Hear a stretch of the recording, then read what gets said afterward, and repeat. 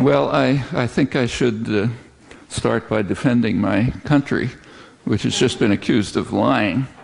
And, and I don't think the charge is really accurate, because to accuse someone of lying presupposes that they have a certain capacity to tell the truth. Like, you don't say that a 2-year-old is lying, you know, if the 2-year-old says something false. And since the presupposition can't be sustained, I think the charge of lying is really unfair. So I think you should withdraw it. Yeah. The United States has had 4 presidents who've received the Nobel Peace Prize. I haven't checked, but I presume that's a record for heads of state.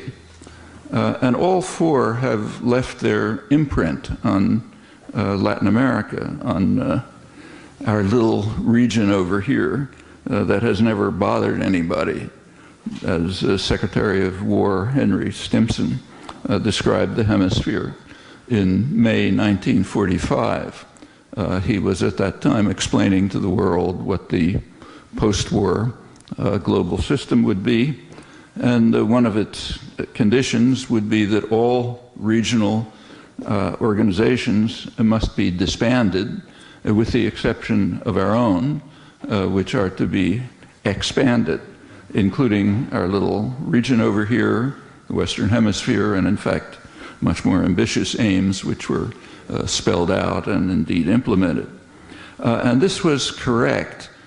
His position was correct, as others explained. For example, the very influential liberal Democrat Abe Fortas, who said that for us to expand our systems, including our little region over here, is part of our obligation to the security of the world, because what is good for us is good for the world. That's self-evident. Well, if we look through the 4 presidents and their imprint, it was significant. So let's start with Theodore Roosevelt, first one. Roosevelt was a shocking racist. I don't use the analogy lightly, but it's a fact that you have to go to the Nazi archives to find anything similar. So here's a couple of his examples about our little region here. The expansion of the peoples of white or European blood during the past 4 centuries has been fraught with lasting benefit to most of the peoples already dwelling in the lands over which the expansion took place. That's despite what the remnants of Native Americans or blacks or Filipinos or others might mistakenly believe. Actually, genocide denial has been a leading and highly valued feature of the intellectual and moral culture in the United States, and remains so right until the present. Striking examples right today. With regard to the conquest of half of Mexico, Roosevelt explained that it was inevitable and in the highest degree desirable for the good of humanity at large that the American people should ultimately crowd out the Mexicans. It was out of the question to expect Texans to submit to the mastery of the weaker race. And of course, stealing Panama from Colombia was also in the highest degree desirable for the good of humanity. I won't go on with Teddy Roosevelt, whose statue graces Mount Rushmore. The second Nobel Peace Prize laureate, also on Mount Rushmore, is Woodrow Wilson, the most honored and arguably the most vicious and brutal of the Nobel Prize laureates. His invasion of Haiti, for example, killed thousands of people, maybe 20,000 according to Haitian historians, restored virtual slavery, left much of the country in ruins. Wilson is famous as an apostle of democracy, and he demonstrated his love of democracy by sending the Marines in to disband Parliament at gunpoint for a good reason. They had refused to pass what was called progressive legislation that allowed U.S. corporations to buy up the country. So therefore they were kicked out, but since we do believe in elections, there was a referendum under Marine rule in which 5% of the population participated and 99% voted for the progressive legislation.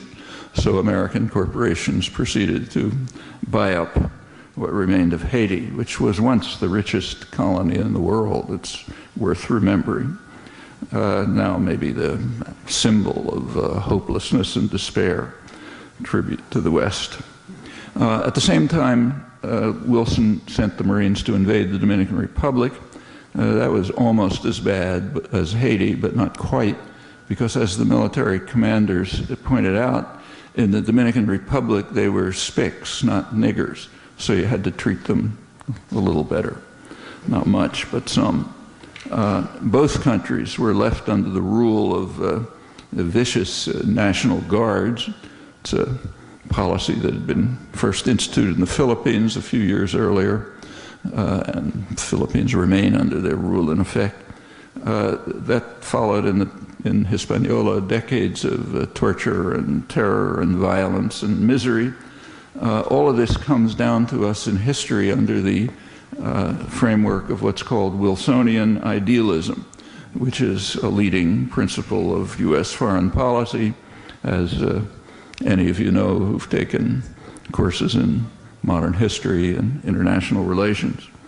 Well, the third Nobel laureate, presidential Nobel laureate, was Jimmy Carter, for whom human rights was the soul of our foreign policy. His policies in Latin America were explained by Robert Pastor. He's a Latin American specialist and way at the dovish extreme. Pastor explained why the administration had to support the murderous Somoza regime in Nicaragua, and when they could no longer sustain him, they had to try to maintain the U.S.-trained National Guard, even, I'm quoting Pastor now, even after it was massacring the population with the brutality that a nation usually reserves for its enemy, killing some 40,000 people.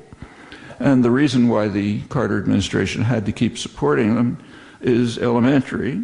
Quote Pastor again, "The United States did not want to control Nicaragua or other nations of the region, but it also did not want developments to get out of control. It wanted Nicaraguans to act independently, except when doing so would affect U.S. interests adversely."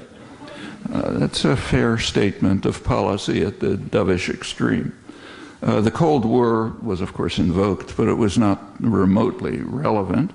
What we do find, however, is an operative principle that runs right through history and is recognized to their credit even by Reaganite scholarship, serious Reaganite scholars, who concede ruefully that democracy is a good thing in the eyes of U.S. administrations, if and only if it's consistent with strategic and economic interests. The leading scholar, neo-Reaganite Thomas Carruthers, concludes that for some crazy, strange reason, all U.S. presidents are schizophrenic. There's just a curious pathology which settles over people when they enter into the White House, and they do sincerely support democracy, but with this funny clause added, if and only if it conforms to U.S. strategic and economic interests. So it's fine in Eastern Europe, but different in Central America, or Latin America, or in fact anywhere in our little region over here or elsewhere. Well, on to the fourth Nobel laureate, President Obama. His first major act in Latin America, not actually the first, I'll come back to others, but the first major one was to separate the United States from almost all of Latin America and from Europe by accepting the military coup that overthrew Haitian democracy. This is virtually alone. The United States refused to withdraw its ambassador, as even European countries had done, and Latin American countries, and in general sort of repeated some of the words of the Organization of American States, but as you just heard, repeated them with its fingers crossed. The United States quickly recognized the elections that were held under the military regime.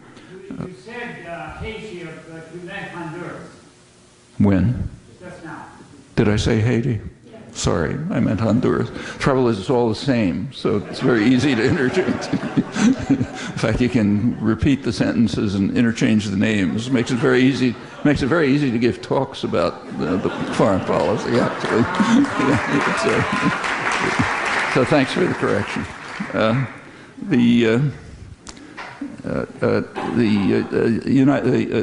As I said, the Obama administration very quickly recognized the elections alone, almost alone. The American ambassador, Obama's ambassador to Honduras, Hugo Lawrence, called the elections a great celebration of democracy. He wasn't being original. He was echoing Kennedy's ambassador, Kennedy Johnson ambassador to Brazil, Lincoln Gordon. This was right after the US-backed military coup in 1964. It was prepared by the Kennedy administration, but carried out a few weeks after the assassination. That coup was extremely important. It instituted the first of the neo-Nazi style national security states that spread through the continent with a notable domino effect, led to the worst repression, worst plague of repression in the history of the hemisphere, which is saying a lot.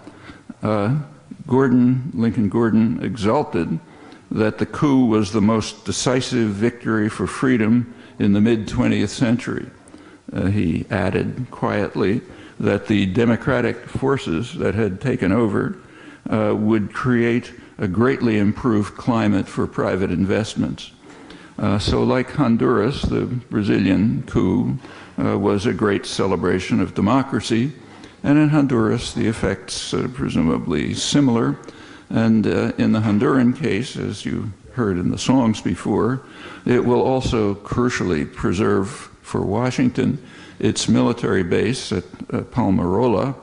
During the 1980s, that was called the unsinkable aircraft carrier for the US-run forces attacking Nicaragua from their Honduran bases under Ronald Reagan's terrorist wars in Central America in the 80s. And that base is increasingly valuable to the United States because as a result of quite significant changes in South America primarily, the United States has been kicked out of all of its military bases there. The last one was just a few months ago. It was expelled from the Manta military base in Ecuador. The President Correa of Ecuador, when he was running in the recent election, said that he would indeed permit the U.S. to retain the Manta base, but only on condition that the United States allowed Ecuador to have a military base near Miami. And that wasn't accepted for some reason, so the U.S. was expelled from the Manta base. Well, it's not, the empire doesn't give up, and the U.S. is reacting. It's since gained access to 7 military bases in the one country of South America that remains a loyal client, Colombia. And President Obama added on 2 more quietly, 2 naval bases in Panama, another quasi-colony. All of this is part of a much more general program of remilitarizing Latin America to try to combat the dangerous moves towards independence. That also includes reconstituting the 4th Fleet, naval fleet, which operates in South American and Caribbean waters. It was dismantled in 1950, but it has just been reinstituted. Now it has these 2 new bases in Panama. The base in Colombia is one of the bases in Colombia, the Palenquero base, is intended, as was revealed by a leaked Air Force document, it's intended to be a base for surveillance of the hemisphere, and the longer-term plans are to link it up with the new Africa Command, which extends over Africa, and that becomes part of the global surveillance and control system, which permits aggression and intervention anywhere over the world for the benefit of humanity, of course. That goes without saying.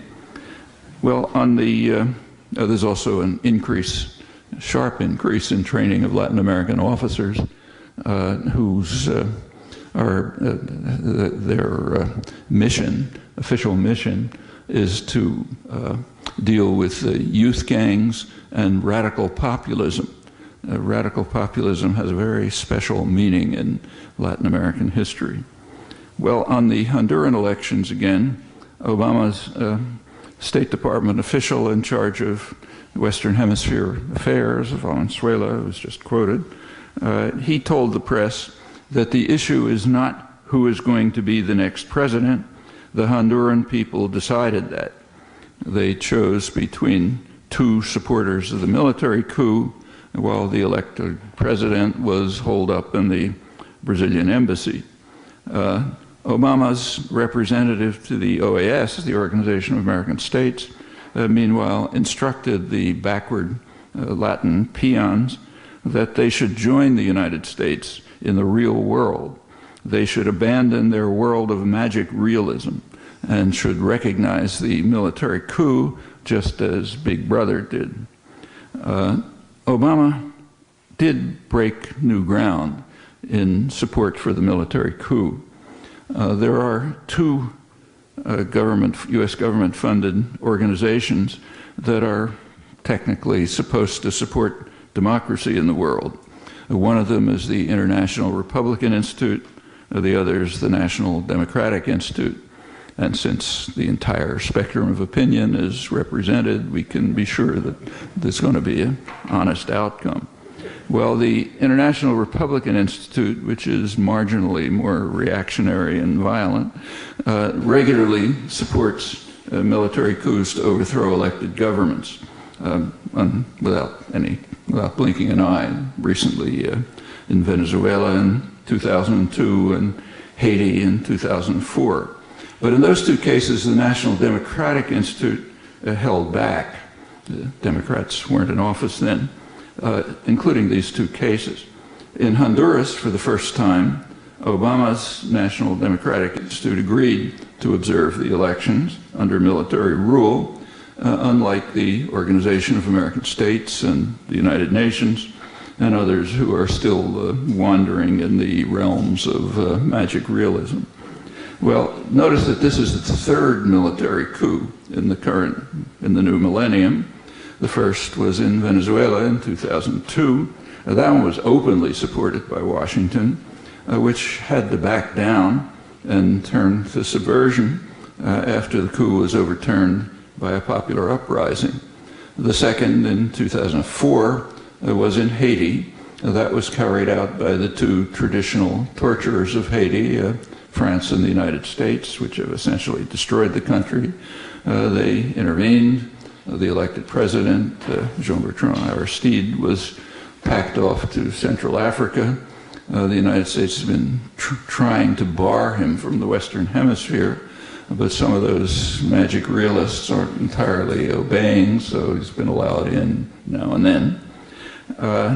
The Honduran coup is the third coup in this millennium.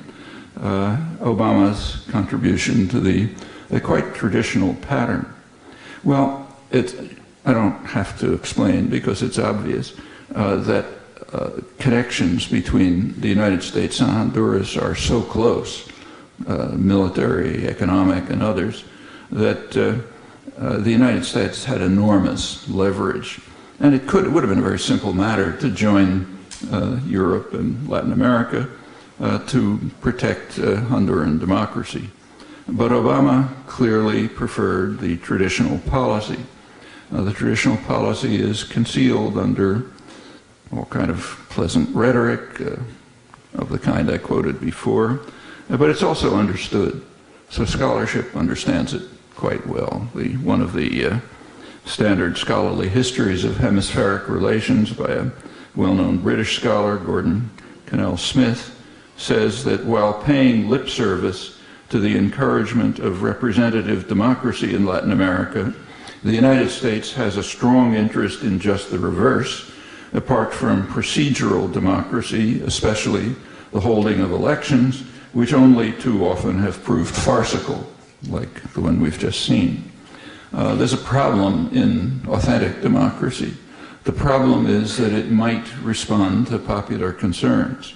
Well, as Connell Smith goes on to explain, the United States has been concerned with fostering the most favorable conditions for her private overseas investment, and accordingly there is no serious question of U.S. intervention in the case of the many right-wing military coups. Right-wing is a kind of an understatement, except, one may add, of course, intervention to support or to initiate them, as is constantly done. But matters are quite different, still quoting, when her own concept of democracy, closely identified with private capitalistic enterprise, is threatened by communism. Communism is a common cover term that's used to refer to the threat of independent development that's responsive to domestic concerns. It really takes a large dose of what has sometimes been called intentional ignorance not to see the glaringly obvious facts which have remarkable consistency and clarity. Well, there is, of course, another U.S. Nobel Prize winner, Peace Prize winner, who's left his imprint on the hemisphere, Henry Kissinger, was quoted before. There are more than enough tortured and mutilated corpses, more than enough widows and orphans, and more than enough misery and starvation to testify to his contributions, so I'll ignore them and keep to some of his profound thoughts. When he was supporting Reagan's terrorist wars, Kissinger explained that if we cannot manage Central America, it will be impossible to convince threatened nations in the Persian Gulf and in other places that we know how to manage the global equilibrium. The latter phrase is a euphemism for our rule of the globe. In other words, we may not frighten them enough to accept our orders unless at least we can manage Central America right nearby. When Kissinger was leading the effort to overthrow the Allende government, the elected government in Chile, his National Security Council observed that if the United States could not control Latin America, it could not expect to achieve a successful order elsewhere in the world, that is, to impose its rule effectively in the world. So a lot is at stake in controlling Latin America and in managing Central America. And in fact, overthrow of democracy in Honduras takes its place in deeply rooted, very consistent policies and attitudes in government, in the intellectual culture, and the media, much of scholarship, and so on. It traces back to the earliest foreign policy efforts of the newly founded republic, the infant empire, as George Washington called it. The most famous document is the Monroe Doctrine in the 1820s, which said, essentially, keep out. This is our little region over here. Well, that couldn't be implemented at the time. There was a deterrent. It wasn't the Russians, it was the British. The British fleet was just too powerful, and the British Army was. That's why Canada is not technically a colony of the United States, though it's more and more becoming one in practice. But several efforts to invade Canada were beaten back by British force. And the U.S. also couldn't conquer Cuba as it wanted to do in the 1820s because the British fleet was in the way. And in general, the Monroe Doctrine couldn't be implemented. But it was understood by the deeper thinkers that that was a temporary affair. John Quincy Adams, who's considered the great grand strategist of early American foreign policy, and in fact probably the author, certainly the intellectual author of Manifest Destiny and the Monroe Doctrine, he explained in the 1820s that, yes, we can't conquer Cuba now, the British are in the way, but if we wait, Cuba will sooner or later fall into our hands by the laws of political gravitation, the way an apple falls from a tree, meaning we're going to get stronger and stronger, the British are going to get weaker and weaker, and pretty soon we'll be able to conquer Cuba. Well, that in fact happened in 1898. Theodore Roosevelt, who was incidentally an incredible charlatan, put on his uniform, made sure the photographs were taken properly, and led the famous effort of the Rough Riders to help what was called liberating Cuba. In fact, what it meant was preventing Cuba from liberating itself from Spain, as it was just about to do, and turning it into a virtual colony, as it remained until 1959, and it has been under constant, unremitting terror and economic warfare ever since, for pretty good reasons. This is the first foreign policy goal of the infant empire, and for it to move towards independence is pretty shocking. In fact, we know why the attack on Cuba is so savage, and it is, to realize how savage it is, you really have to look at the details. I mean, it began with extensive terror, straight terror, under Kennedy and Johnson, and went on. But particularly savage and striking is the economic warfare. I mean, huge resources go into ensuring, to tracking every ship in the world, to make sure that it doesn't stop somewhere and pick up some steel that might have Cuban nickel in it. And if it does, it's going to have to be barred from U.S. ports. Much more effort goes into this than to, say, tracking terrorist finances and sort of minor things like that. It's really an obsession.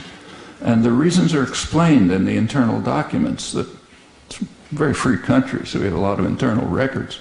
You go back to the Kennedy-Johnson years, the explanation was that all of this is necessary at that time, significant terror activities, because of Cuba's successful defiance of policies going back 150 years, meaning to the Monroe Doctrine.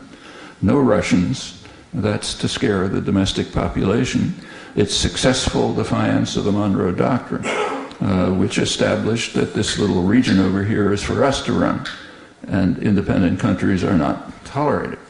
The Cuba case is is an interesting one in the study of American foreign policy. I mean, for decades, the American population, the U.S. population, has been in favor of normalization of relations with Cuba by large margins. But it's normal for the population to be disregarded. That's called democracy. But what's less normal is that American business is in favor of it. Now, typically, foreign policy is almost a reflex of business interests. But in this case, major sectors of American industry, agribusiness, pharmaceuticals, energy corporations, big guys, are in favor of normalizing relations. But the state is overruling them. And that is unusual. And I think that reflects one of the few really meaningful, significant principles of international affairs. Most of it is kind of at the level of Wilsonian idealism, but there are some real principles. And one of the major principles, I think, ought to be called the mafia doctrine. International affairs are very much like the mafia. The Godfather does not tolerate disobedience. It's too dangerous. It doesn't matter how tiny it is. It can be some small storekeeper somewhere who isn't paying his protection money. That can't be tolerated. because, to borrow Kissinger's terms, the virus can spread contagion elsewhere.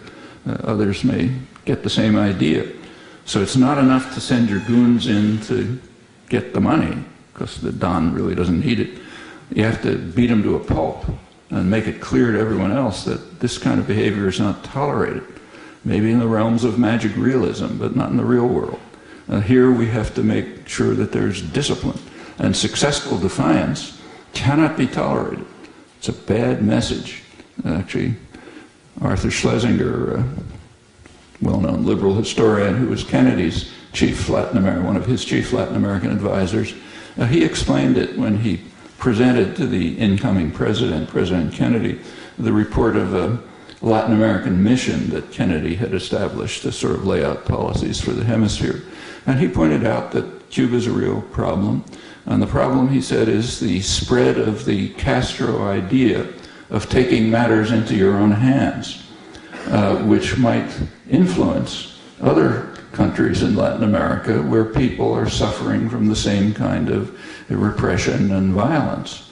And once you allow that, then the virus might spread contagion and the whole system of domination might erode.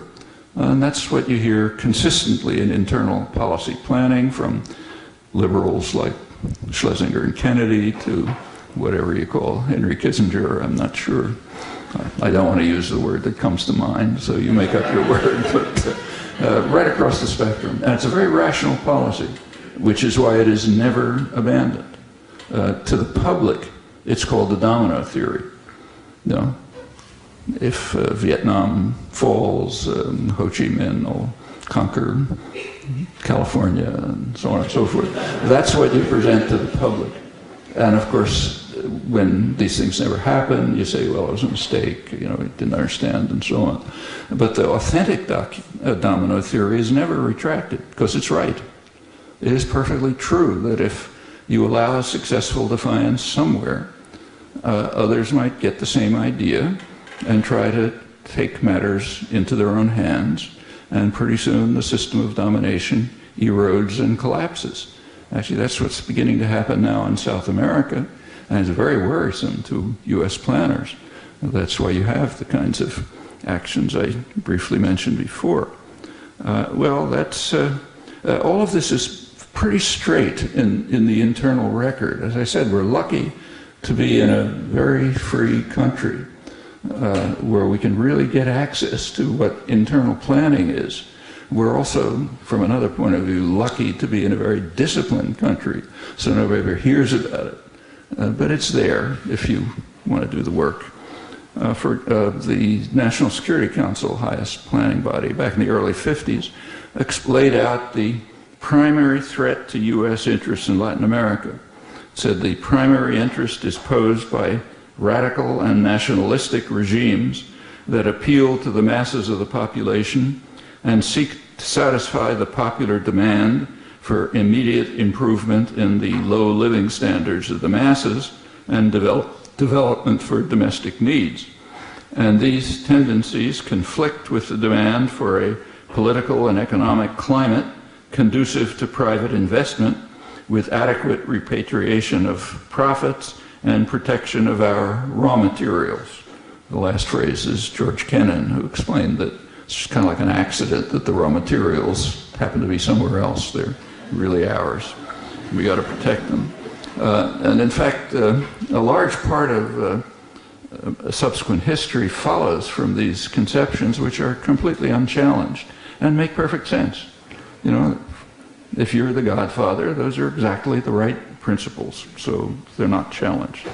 That's Zelaya's problem. He was starting to stray from orthodoxy. He was beginning to offer a very mild challenge to these fundamental principles. The New York Times, using terminology that is rare for them, so I give them credit, reported that the coup reflected a class division, rare term in U.S. Discourse. It reflected a yawning political and economic divide. For the small upper class, Zelaya was becoming a threat to what they called democracy, meaning the rule of the most powerful business and political forces in the country. Okay, that's successful defiance.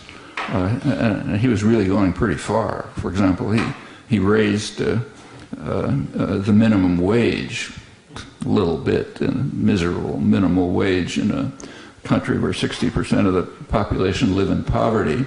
But if you're an observant Don, you notice things like that, and it's dangerous.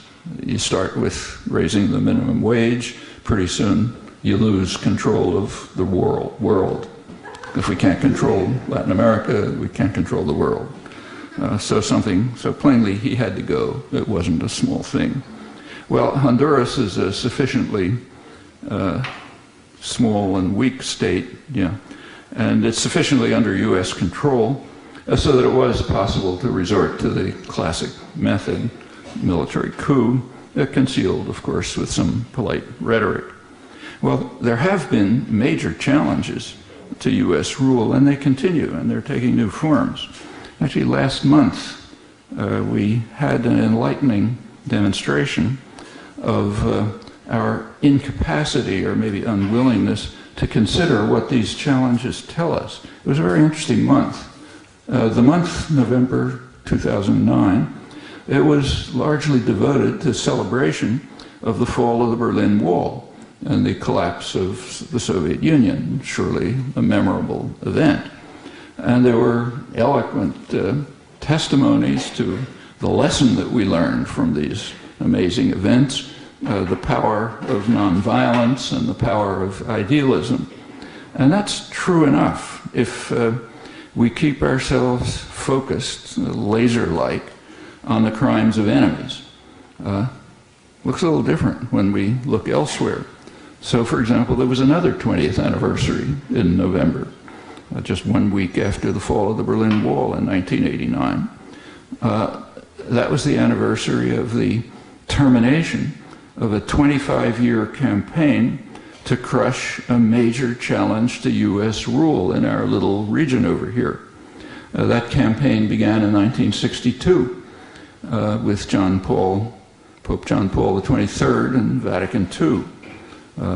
In the same year, incidentally, 1962, John F. Kennedy shifted the mission of the Latin American military, which of course we determined, from hemispheric defense to internal security. Hemispheric defense is kind of like an antiquated holdover from the Second World War, but internal security means something. It means violent crushing of any disobedience internal to the society. Well, Vatican II, 1962, set forth, gave a stimulus to a very important movement in Latin America, extremely important. Vatican II, in effect, was the first attempt in 1700 years to restore the Christianity. Christianity had been captured by the Roman Empire in the 4th century and changed from the religion of the persecuted to the religion of the persecutors. It's quoting the theologian Hans Küng. The Emperor Constantine took over Christianity. It had been a radical pacifist religion. So, of course, in the first 3 centuries, there were martyrs and persecutions and so on. But it became the religion of the Roman Empire. The cross, which had been the symbol of the suffering of the poor, was on the shield of the empire. And since then, it's been essentially the rule of the rich, the religion of the rich. Well, there have been some attempts to change it, but they were crushed pretty quickly. But Vatican II was the first major attempt. It was, Küng says, I think rightly, a real revolution in the history of the church. And the Don didn't fail to notice it. What happened was that, especially in Latin America, you got the beginnings of what came to be called liberation theology. Priests, nuns, laypersons went out to the peasantry, organized base communities, as they were called, encouraged people to read the Gospels, see what they actually said, listen to their radical pacifist message, and try to begin to organize to take your affairs into your own hands. That's dangerous. and didn't take long for a reaction to set in. In fact, the first major reaction was in 1964, the one I mentioned, the establishment of the first national security state in Brazil. And then comes the domino effect. Brazil's a big, powerful country, and of course there's somebody up there in the north pushing the dominoes, and then comes the whole plague. Brazil, Chile, Pinochet, Argentina, the Argentine killers who were Reagan's favorites, and so on. And it's pretty clear what they were about. So the standard scholarly source on the United States and Human Rights in Latin America by Lars Schultz, very well-known scholar, he explains that the goal of the national security states was to destroy permanently a perceived threat to the existing structure of socioeconomic privilege by eliminating the political participation of the numerical majority. That's accurate. That's what's been going on. That was what the process that was set in motion in reaction to the heresy of trying to revive Christianity. John Paul XXIII. Throughout this whole period, among the this just period of horrendous terror and slaughter reached Central America in the 80s. Right through this period, the practitioners of liberation theology were a prime target. Among them were the martyrs of the church, whose execution 20 years ago was commemorated last month with a resounding silence. They were killed. 6 leading Latin American intellectuals, Jesuit priests, were murdered by an elite Salvadoran battalion, which had just come from several months of training at Fort Bragg, Special Warfare School in Fort Bragg, North Carolina, the JFK properly named Special Warfare School. And in fact, just days before the assassination, they got a refresher course from a couple of dozen special forces who were sent up there to instruct them. And then came the murders, also the murder of Julia Elba and her daughter Selena, who just happened to be there, and you're not allowed to leave any witnesses for this kind of thing. It's almost totally forgotten. One survivor, there was one survivor of the massacre, Father Jan Sobrino. He spoke at Boston College a couple of weeks ago. Probably the only commemoration of any of this. He reminded the audience that Julia Elba and Selena are the symbols of the suffering masses of El Salvador and in fact the world. And therefore they must not be forgotten, just as the Jesuit intellectuals must not be forgotten, like all they symbolize. And it's therefore crucial that all of this be completely erased from memory. Now, these are not small events. This is a major war to reverse an effort to revive Christianity. Pretty more significant thing. And it was passed in silence. What we do is look at the marvelous lesson of nonviolence and idealism in the other fellow's backyard. Well, there's a lot of debate about who deserves the credit for the fall of the Berlin Wall.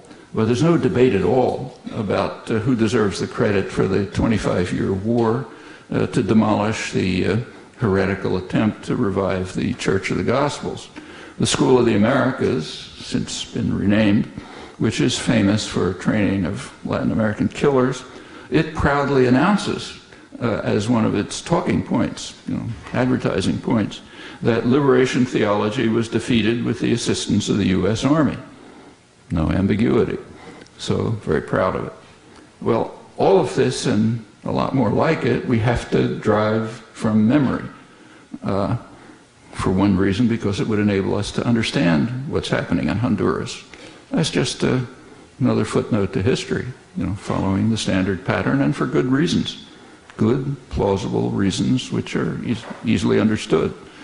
For the culture in general, it's highly praiseworthy to lament the crimes of official enemies. We may even castigate ourselves for our failure to do more to help the victims of our enemies, but our own crimes have to be buried very deep in Orwell's memory hole. These are crucial principles of imperial culture. They have to be guarded zealously. That's what schools and universities and newspapers and so on are about. They got to be guarded if criminal violence is going to proceed on course, always for the good of humanity, as President Obama reminded us again in the Nobel Prize address to the usual great acclaim. Thanks.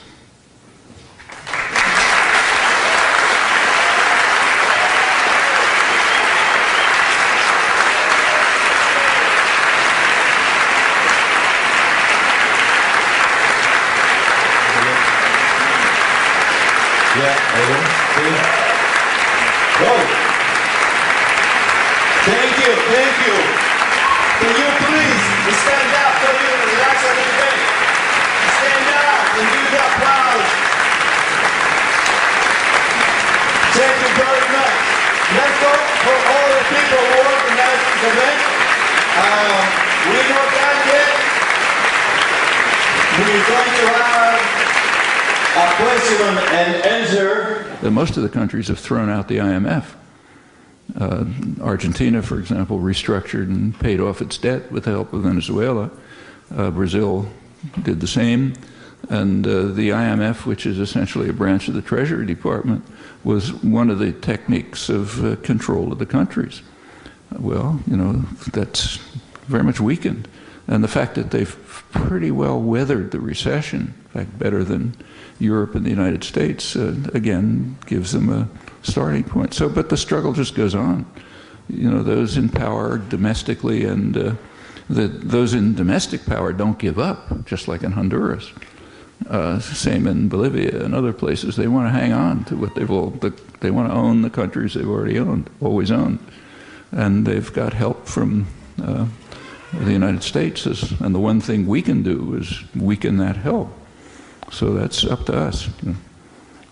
But the opportunities are greater. Towns with names like San Diego and San Francisco, you know, it's, yeah, I mean, the U.S. Conquered almost half of Mexico. At first it took Texas, stole Texas for the reasons that Roosevelt explained. You can't allow the Texans to be under the rule of a weaker race. And then conquered Mexico. That was with strong support from progressives, you know, like Walt Whitman, the national poet, you know, leading progressive. I can't quote him exactly, but he wrote something about what has miserable, weak Mexico to do with the future of the noble human race.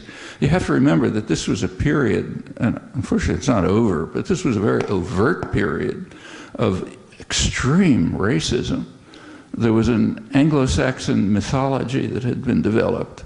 It was developed in England, you know, 15th century and so on. And then it was picked up in the United States. But the basic story goes back to Tacitus, that there was an Aryan race which suddenly appeared, you know, somewhere around where Iran is. And they were just a different species, tall, blonde. You go back a century, you know, the biologists were showing that their heads were rounder, you know, which is better to be a round head. And they were unique, you know, blue-eyed, blonde, conquered everything, great commitment to law and freedom and so on. And they emerged there, and then they started moving. They moved west. Everything's got to be west. So they moved to Germany, to the Black Forests, and there they became the Teutons, who were a perfect race. But then difficulties began, because some of them intermarried with the peoples near them, and so the race degenerated. And then you get the people of the Mediterranean, you know, kind of dirty and dark-haired and things like that. But the real good ones just exterminated everyone, so they kept the purity of the race. And the good ones became the Angles and the Saxons, who went to the English Channel and then crossed it and exterminated everyone, and they maintained racial purity. They didn't get rid of all the Celts. Some of them hung around in Ireland and places like that, but they did a pretty good job of it. And then after that, they went to the colonists came to America, going west, and that's us. You know, we're the Anglo-Saxons, and you get it in Thomas Jefferson.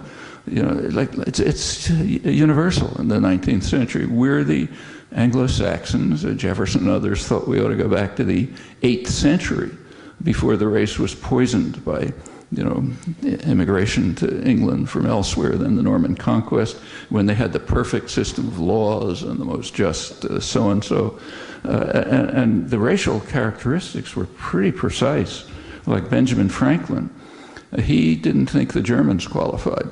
He said they were a little too swarthy, you know, but and they didn't pick up our customs properly. And then by the time you get to, and of course the Native Americans, well, obviously an inferior race, so therefore it was right to exterminate them. And as Roosevelt pointed out in the quotes that I mentioned, they were the beneficiaries of our exterminating them, just like the Filipinos and so on, because that was a sacrifice to create a superior race and so on. I mean, racism in the United States is not just anti-black racism. It's far deeper. And that's why every wave of immigrants has been treated with real racial abuse. I mean, take, say, Boston, like, I mean, a century ago now, a century and a half ago in Boston, the Irish were considered like dogs. You know, you'd have restaurants with signs saying no dogs are Irish. And the average lifespan of an Irish male was, I think, under 20 years old. You know, and the so-called Huns were treated the same way. Everyone from southeastern Europe, the Jews. The worst were the Chinese. The first total racial exclusion act was against the Chinese. They were afraid of them. But then comes along the move to the West. You know, after you've conquered the national territory, conquered Mexico, superior race, and so on. You have to move west. Then comes 1898, conquer steal, basically, Hawaii, conquer the Philippines, kill a couple 100,000 of them. And then the idea is to go on to China. At that point, Theodore Roosevelt made one of his major contributions, which laid the basis for the Pacific Wars of the Second World War. He designated the Japanese as honorary Aryans.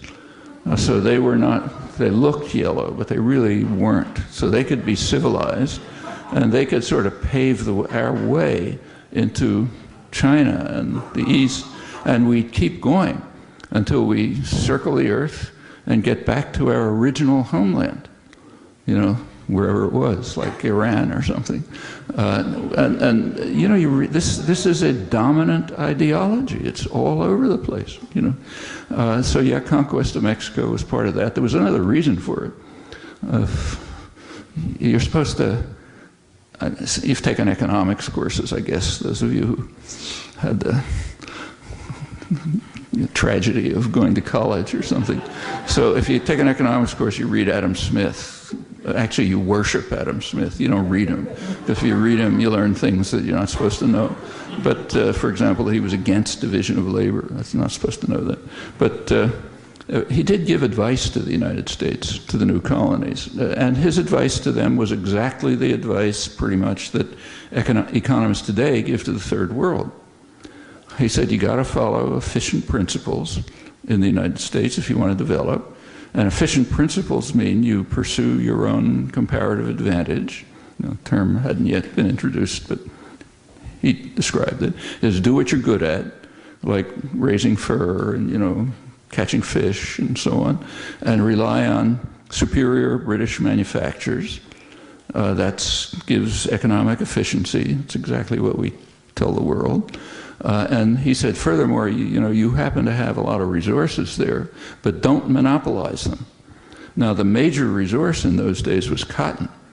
Cotton was kind of like oil today. It was the fuel of the Industrial Revolution, which started off everywhere with textiles. So you guys grow a lot of cotton, but don't monopolize it, because monopolies are economically inefficient. You know, you can prove that. Now you can prove it with theorems, then you could just prove it without theorems. But, so that was the advice. Well, you know, the United States did manage to shake off the British, so it didn't have to follow sound economic principles. And therefore, Alexander Hamilton created an import substitution economy. The U.S. forgot about comparative advantage, had very high tariffs to keep out superior British goods. This went right through the 19th century. It was able to develop a textile industry and a steel industry, had the highest tariffs in the world. This went on to the mid-20th century. As far as monopolies were concerned, the U.S. tried hard to monopolize cotton. That's what the Mexican Texas annexation and the Mexican War were largely about. The idea of the Jacksonian Democrats, Polk and Tyler and those guys, is that if we can conquer these areas, we will be able to get a monopoly over cotton production, and we'll be able to bring the British to their knees. Remember, the British were the big enemy. They were the powerful country in those days. So we'll be able to bring them to their knees by monopolizing cotton. In fact, what they were doing is what Saddam Hussein was accused of doing, crazily, when he invaded Kuwait. You remember the line, he's going to conquer Saudi Arabia and take all the oil, and we'll be all dead for some reason. Well, that was a fantasy, but what happened with the cotton was not a fantasy, and that was a substantial part of the reason for conquering Texas, stealing, and then stealing what's now California, Arizona, and New Mexico, parts of Utah, and the whole Southwest. I mean, there were other reasons, like the racist reasons, but this was a part of it. So there's a lot. History is actually an interesting topic, like you said. There's a lot of interesting things in it if you don't stay with what you're taught in school and you actually look into what happened. So yeah, you should know about the Mexican War. It was 1846 to 48. Yeah. Colombia is Colombia has far and away the worst human rights record in Latin America since around 1990. After, through the 80s, the worst atrocities were carried out by the U.S.-backed dictatorships. El Salvador, Guatemala was probably the worst, and so on. Through the 90s, Colombia got the championship, became the leading human rights violator, and almost reflexively, it became the leading recipient of U.S. military aid in the hemisphere. Now, Colombia has a long history of violence and terror and so on. It took off again in the 90s, and it became the leading recipient of U.S. military aid outside of Turkey. Turkey was carrying out even more atrocities, so they were ahead of Colombia. By the late 90s, the Turkish atrocities declined and Colombia moved into first place. Actually, I'm putting aside Israel and Egypt, which are a separate category. But outside that category, Colombia won the championship in the Western Hemisphere and then in the world by the late 90s. That was called Plan Colombia. It was a Clinton plan. It was technically directed against, it was supposedly directed against drug trafficking. But it's mostly counterinsurgency. I mean, I actually have been down there in southern Colombia. It's a miserable place. The peasants down there are the campesinos. The Afro-Colombians, indigenous people, are being attacked by everybody you can imagine. They're being attacked by the military, by the paramilitaries. Now they're being attacked by FARC, the guerrillas. One of probably the only real achievement of Plan Colombia, Clinton's Plan Colombia, was to militarize the conflict so completely that the guerrilla movements, which had some kind of a social base and social programs, just turned into another army preying on the peasants. So now they're under attack by all of them, but probably the worst of all is the U.S. Air Force, or actually, it's called the Colombian Air Force, but the U.S. planes, probably mercenaries flying them, who are carrying out chemical warfare and just destroying everything. It's called fumigation, and it's supposedly it's supposed to kill coca plants, but of course it kills everything else too. And what it does is drive the peasants off the land, and Colombia now has the second largest displaced persons population in the world after Sudan. They're all off in the slums somewhere around the cities. And as soon as they're driven off the land, in come the big mining corporations, to and agribusiness, and Monsanto with monocrop, genetically modified agriculture, and ranches owned by rich people, and so on. And it's a real horror story. Actually, just to tell you, I was supposed to go down there right after Christmas, but just a couple of days ago, I was told by human rights activists that it's too violent to go there, so you can't go right now. Well, okay, that's called pacification or something. The Colombian government is the one close U.S. ally. It stands out from the region, and that's why the bases went to Colombia. This question of the drugs is something that really ought to be thought about. I mean, it is taken for granted in the United States that we have the right to establish military bases in other countries, to send troops in, and CIA and DEA agents and so on, to get them to stop producing a product that we don't like.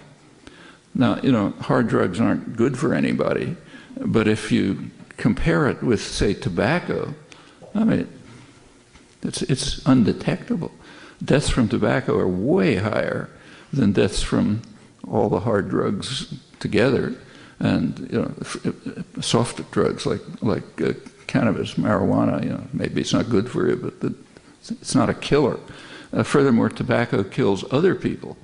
Way more people die from passive smoking than die from hard drugs. Passive smoking, meaning you're around somebody who's smoking. Suppose that, say, China established military bases in Colombia to carry out chemical warfare in Kentucky and North Carolina to destroy this lethal crop that's killing huge numbers of Chinese. I mean, is that all right? I mean, it's part of the imperial mentality is it doesn't register. Since we're the owners of the world, we can do anything we want, And if we want to, say, invade Afghanistan because we don't like somebody, or we want to carry out chemical warfare in southern Colombia because they're doing something we claim then okay, we have a perfect right to do it. All right, putting that aside, you have to really ask yourself whether controlling cocoa production has anything to do with the purpose of all of this. I mean, there's a principle of law, well-known principle of law, that you can infer intention from predictable consequences of actions. Okay. Now, for decades, the United States has been fighting what's called a drug war to try to get rid of, say, opium production. It's had essentially no effect on opium production, but it has had other effects, perfectly predictable effects. In Colombia, it's a cover for counterinsurgency. In the United States, it's a technique for reintroducing slavery. What it's done, in effect, in the United States, since the drug war was escalated by Nixon, a little bit after that, mainly since the Reagan years, is to just shoot the incarceration rate up to the sky, and it's mostly black males. Well, you look at the history of African Americans, it's been slavery all the way. I mean, everybody knows, that aside from free blacks, it was slavery up till the Civil War. But what is less known is that there was a period, 10-year period called Reconstruction, when it was sort of kind of freedom. But after Reconstruction, there was a compact of the North and the South to essentially reinstitute slavery. And the way it was done was by criminalizing black life. So if a black man is standing on a street corner and, you can arrest him for vagrancy. If he doesn't look down properly when a white woman passes, you can arrest him for, attempted rape or something. And once they're in jail, they're there forever, because you can't pay the judges and you can't pay the lawyers and so on. So essentially black life was criminalized, and you had a new slave class, which was worse than slavery, for good capitalist reasons. If you own a slave, he's capital. You got to maintain him. if you're just taking a slave out of the criminal system and putting him to work in a mine or a factory, he's dispensable. It's kind of like free labor. You just throw him out. So, in fact, it was worse than slavery. And it's the basis for a large part of the American Industrial Revolution. The mines and the steel mills and so on. A lot of it was in the southern areas where it was based on slave labor. Well, that went on until the Second World War. During the Second World War, you needed free labor for, war plants and so on. And then for a couple of decades after the Second World War, there was a substantial economic growth, industrial growth. So black men could get jobs as auto workers, and they could start moving into relatively decent life. Well, by the 70s, that essentially was over. The economy moved towards financialization, towards elimination of the industrial production. The neoliberal policies were introduced. You've got this huge superfluous population again. What do you do with them? Throw them into jail. And in fact, that's exactly what happened. So the consequence of the drug war here was primarily, domestically, it was to re-incarcerate a large part of the black population, also Hispanic population, and to and in fact they are again factory labor. So they're cheap and easily exploitable labor. It's called voluntary, but when you're in jail, voluntary has a special meaning. But when people complain about, say, Guantanamo, it's kind of a little ironic because American prisons aren't that much different. They're torture chambers. It's a horrible system. So that's one effect at home. The effect abroad is counterinsurgency. And there were other consequences. It's a way of frightening the rest of the population here, imposing what's called law and order. So if you want to frighten and control the population, they have to be afraid of something. And they can be afraid of, Hispanic narco-traffickers trying to destroy us and that sort of thing. And that worked very well. So it's had and the fact that it consistently fails in its alleged purpose, namely reducing drug use or even availability of drugs, doesn't matter because it's succeeding in its actual purposes. You'd think that we'd be able to understand that. In fact, the three quite conservative Latin American ex-presidents, Zedillo, Cardozo, and Gaviria, I think, about a year ago, headed a study which called for just elimination of the drug war. They said it's got nothing to do with controlling drugs. And a lot of Latin American countries, I don't know if Honduras is involved, but others are just reducing, slowly decriminalizing drugs for personal use and so on. The U.S. wants to maintain it, but I think that's because it has other functions. Now, Colombia is right at the center of this. Colombia may not be the main producer of poppy anymore. It very well might be Mexico. Mexico is now a major narco state.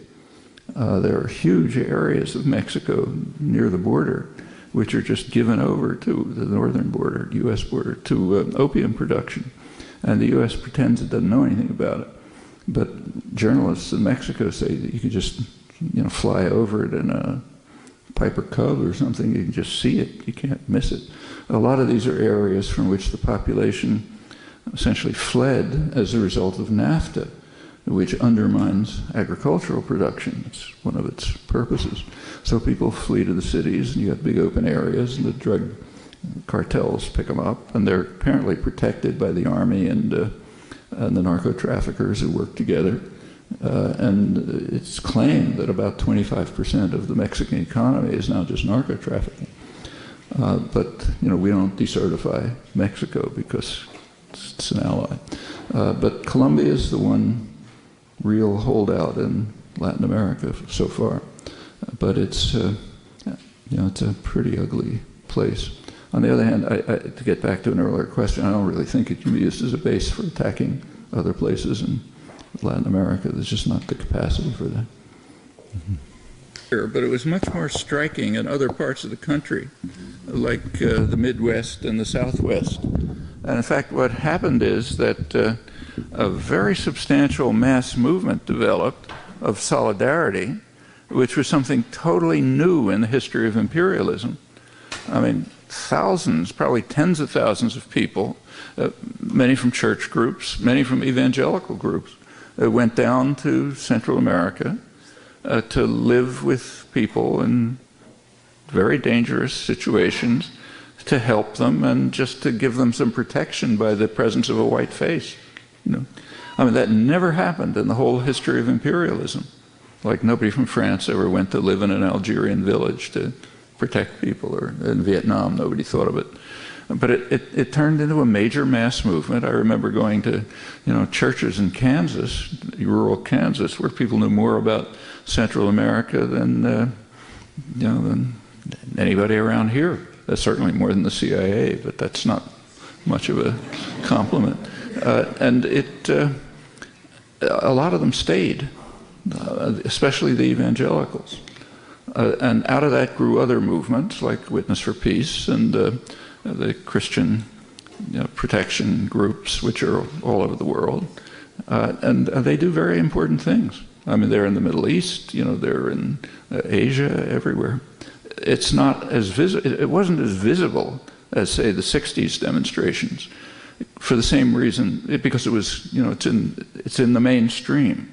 It's in sort of rural towns in Maryland or in Kansas and things like that, and that doesn't make the news. But it was happening, and a lot of it remained, and it's the basis for the existing solidarity movements, which have spread.